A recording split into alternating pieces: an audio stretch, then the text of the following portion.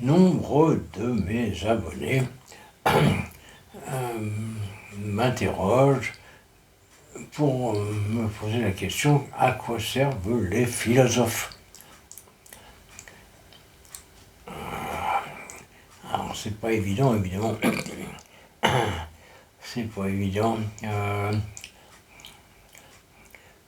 Jadis, quand j'étais petit, de cette taille-là, il ne servait à rien parce qu'on ne comprenait pas un mot de ce qu'il disait. Par exemple, Jean-Paul Sartre, il fallait d'abord traduire en français pour essayer de piger ce qu'il avait essayé de dire. Et puis après, on découvrait que c'était une connerie énorme. Parce que Jean-Paul Sartre, c'est vrai qu'il n'a jamais rien dit d'intelligent.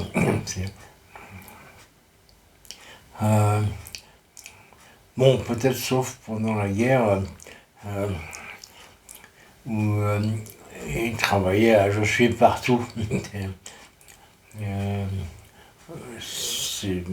Bon, c'était pas un journal très pertinent, mais c'était intelligent de travailler à Je suis partout, vu que c'était un journal nazi, donc quand tu es occupé par les nazis, c'est plutôt intelligent de se faire embaucher par un journal nazi.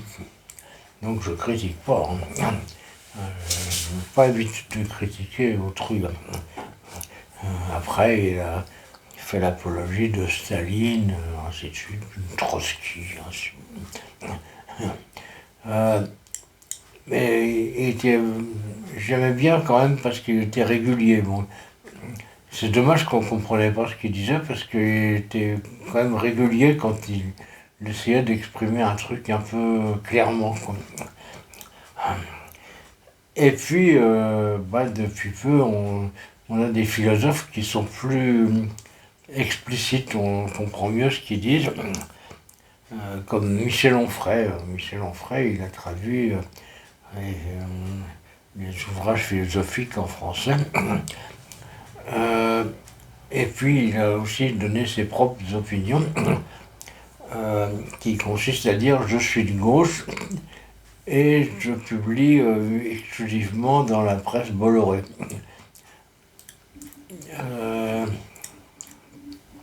Alors, c'est clair, mais c'est quand même un peu suspect. Parce que bon, proférer des conneries incompréhensibles, c'est crispant pour le lecteur. Mais quand ça devient compréhensible, c'est peut-être encore pire.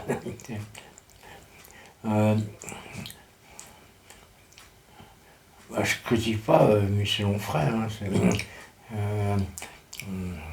C'est un philosophe, comme moi, je suis un philosophe aussi, peut-être, je sais pas. J'ai une casquette, donc ouais, ça pourrait me poser en tant que philosophe de gauche. Ou pas, quoi.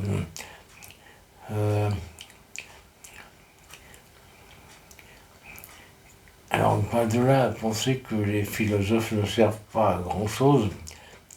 Bon, il y a un pas que je ne franchirai pas. Quand je vois les pays où il n'y a pas de philosophes, bon, c'est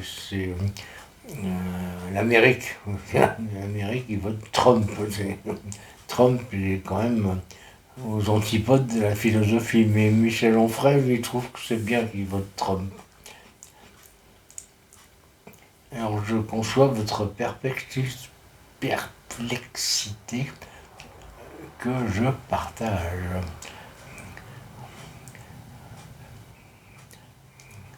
Voilà, c'est tout.